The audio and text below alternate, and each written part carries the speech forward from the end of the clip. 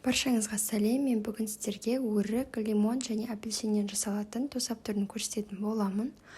Ол үшін осының барлығын ұсақтап турап аламыз. Ішіндегі дәндерін барлығын алып тастаймыз да. Блендерда немесе осындай муссировкадан өткізіп аламыз. Және де менде 2 килограмм абрикос, яғни өрік, оған мен 2 килограмм қант қосу үшін осындай жартылық банкінің 4-еуін саламын, яғни 4 шекер қосамын. Осыны жақсылап араластырып, әрбір жарты сағат сайын араластырып тұрамыз. Түрін түсін көрсеңіздер өте керемет, дәмді, ешқандай да қиындығы жоқ, ешқандай қайнатудың да қажеті жоқ. Жай ғана жарты сағат сайын осылай араластырып отырамыз.